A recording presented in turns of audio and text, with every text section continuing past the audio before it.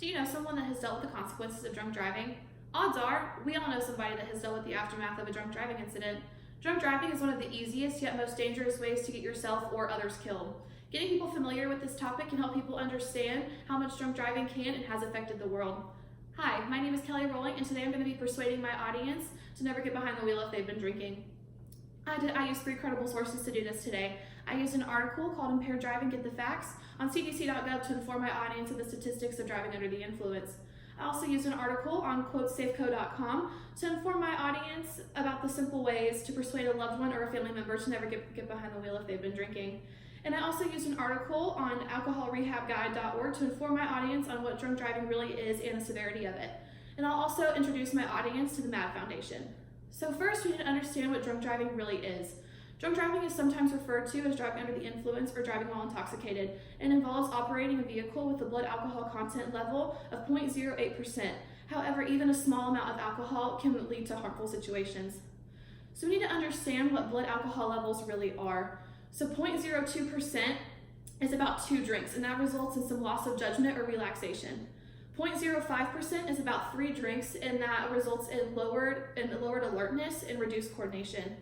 0.08% is about 5 drinks and will result in poor muscle control and decreased concentration. 0.15% is about 7 drinks and can result in vomiting or loss of balance. Now, although the legal limit is 0.08%, the smallest amount of alcohol can lead to a harmful situation.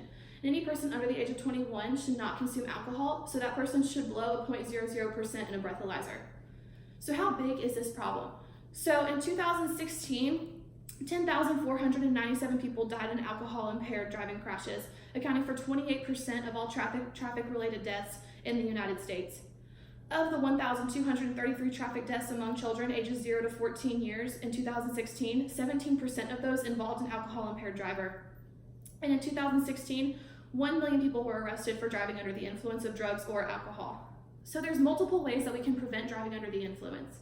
So if you know that you're going out with your friends and there's going to be alcohol there, have a designated driver so that nobody is tempted to get behind the wheel if they've been drinking. And you can also pay for a ride to get home. So if nobody wants to be the designated driver, you can pay for an Uber or a Lyft. And then if drinking is going to be taking place at your house or apartment or wherever you live, just let your friends sleep over so that nobody gets behind the wheel if they've been drinking. You need to be firm whenever you're talking to somebody about not getting behind the wheel, because people can have exaggerated behaviors and they're going to think that they're right and they're always going to want to get behind the wheel, but you just need to let them know that they can't do that.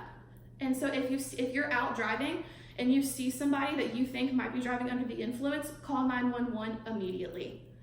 And so one foundation against drunk driving that caught my attention was MAD, and that stands for Mothers Against Drunk Driving. And so far, they have saved 27,000 lives. MAD supports 4 major initiatives. They support more high visibility law enforcement. So if people think that they're gonna get caught, then they're probably not gonna drink. They're just gonna refrain and stay away from that so they can get home safely. Another major initiative that they support is ignition interlocks for all convicted drunk drivers. So what that is a convicted drunk driver, they're gonna have a breathalyzer in their car that they blow into before they start their car, and if they blow over 0.08%, then that's gonna keep the car from moving. So they're not gonna be able to go anywhere. And having this would reduce repeat DUI offenders by 67%. Advanced vehicle technology could also really help reduce the numbers of drunk drivers. So cars are always having the newest and latest technologies, and so if they have breath or touch to interpret, if somebody has a BAC of over 0.08%, that could keep the car from moving. And another thing is public support. So everybody has a responsibility to reduce drunk driving. So if you're out and you see somebody that you think might be driving, then you need to call 911 immediately. If your friends are out drinking and they call you and say, hey, can you come pick me up? Then you need to go pick them up. You need to make sure that everybody is always safe and never gets behind the wheel whenever they're drunk driving. Into the future, if we take care of drunk driving, then the government could save $132 billion a year. Parents wouldn't hesitate by putting their new drivers on the roads, and families would not become broken because of somebody else's mistakes.